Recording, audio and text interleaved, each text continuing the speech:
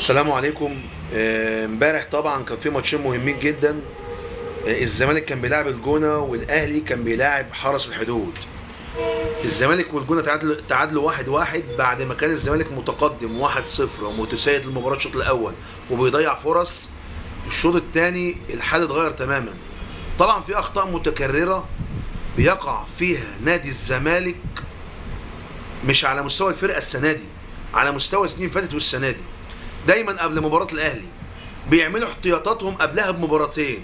يجي لعيب عنده انذار فخايف انه ياخد انذار قبل ماتش الاهلي، فيقول له خد الانذار الثاني عشان ما تلعبش الماتش الجاي عشان تكون متاح في ماتش الاهلي.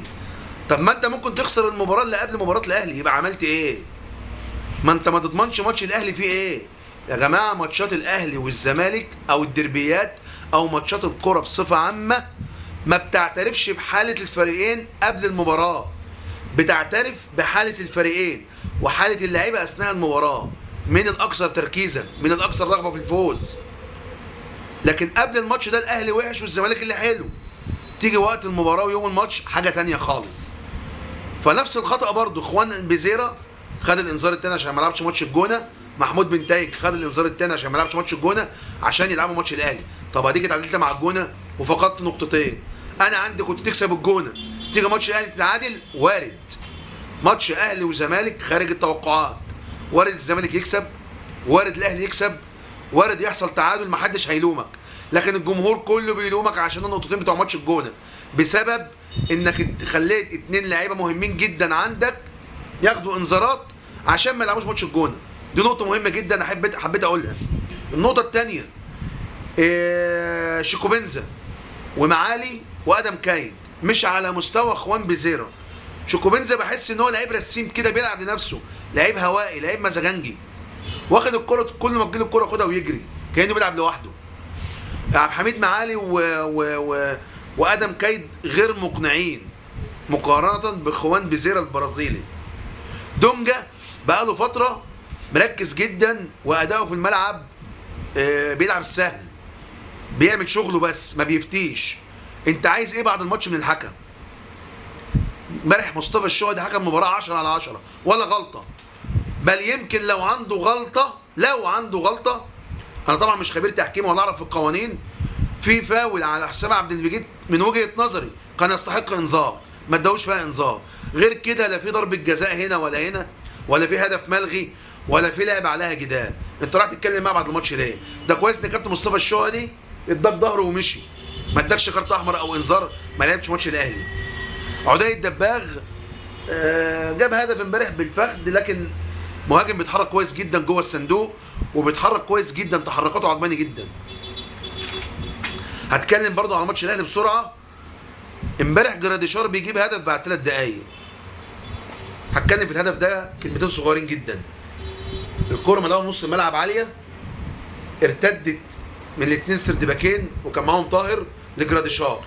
حط بقى اي لعيب مصري مكان جراديشار كان عمل ايه؟ كان وقف وداس على الكوره، انضغط عليه، حب يرقص وبعدين يندب حظه ويتضايق. لكن الميزه في جراديشار واي لعيب اوروبي عامه، الكوره اللي بتجيله في المنطقه دي ما بيفتيش، بياخدها على لعيبها زي ما بيقولوا. هو بيعمل ايه بس؟ زي ما اتعلم، بيحط وش رجله كويس في الكوره، وسطه مايل لقدام عشان الكوره ما تعلاش. فالكوره راحت زي ما انتم شايفين كده، وش رجله مالها في الكوره صح، راحت هدف عالمي.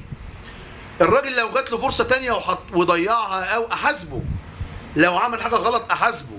انا مش عارف بتخرجوا ليه في اول الشوط، في بدايه الشوط الثاني في الدقيقه 60 65 بتخرجوا ليه؟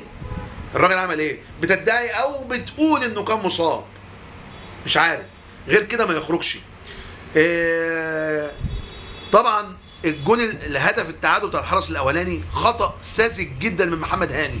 انت بتحضن اهو الكره قدامك، ما تشيل طلع بره، طلع الكره، اعمل اي حاجه غير انك تسيبها للاعب بكل سهوله كده تتعمل عرضيه علينا، كره تافهه جدا تيجي فينا هدف التعادل. احمد عبد القادر لازم كابتن وليد صلاح الدين يقعد معاه ويجدد له. احمد عبد القادر امبارح جاي بعد غياب طويل جدا، عمل شغل عالي جدا رغم انه كان بيلعب ناحيه اليمين. مستوى ديانج علامات استفهام، حاسس انه عيل ناشئ عايز يثبت نفسه. مش عارف يلعب كوره خالص، بقاله 3 4 ماتشات وحش جدا ديانج. الماتش الجاي ديانج ما يلعبش، ماتش الزمالك. وجهه نظري ماتش الزمالك العب بمروان عطيه وقدامه بن رمضان وتريزيجيه، على الشمال بن شرقي. زيزو لو مش جاهز يبقى حسين الشحات مش طاهر، حسين الشحات فروت جراديشار. نجوم المباراه امبارح من وجهه نظري مروان عطيه، ياسر ابراهيم، ياسين مرعي، دول نجوم المباراه. ويعني طبعا بن شرقي امبارح ما بداش المباراه دي يا كابتن عماد، انا مش عارف، يمكن تكون بتريحه، هكون معاك في النقطه دي، بس لو انت مقعده بتريحه. غير كده بن شرقي ما يقعدش لاي حد. الماتش الجاي ماتش الزمالك، ما هوش ماتش فيصله ولا حاجه في البطوله، الماتش ده خارج التوقعات.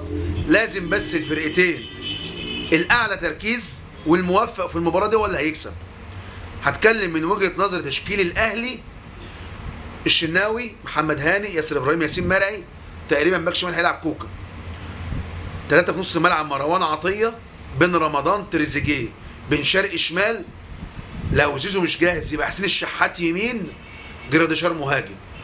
محمد شريف جات له كوره امبارح، تريزيجيه لعبها له. هشرح لكم الكوره دي من وجهه نظر انا كلاعب كوره، السيناريوهات اللي بعملها في دماغي في ثانيه. بقول لو الكوره جات لي كده هحطها بالطريقه دي. ببقى وانا رايح انت اصلا شايف قاطع وانت وشك للجون، يعني المفروض انت شايف الجون وشايف الجون بيتحرك ازاي وشايف مضغوط عليك ولا لا. فبناء عليك الكوره لما هتجيلك انت واخد قرار هتوقف ولا هتحط من لمسه واحده. ده انت مفيش اي قرارات، ده الجون اهو، انت حطيت الكوره في ليبيا.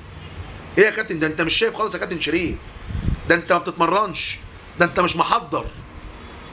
انا وجهه نظري في يناير شوف لك اي حته. شكرا.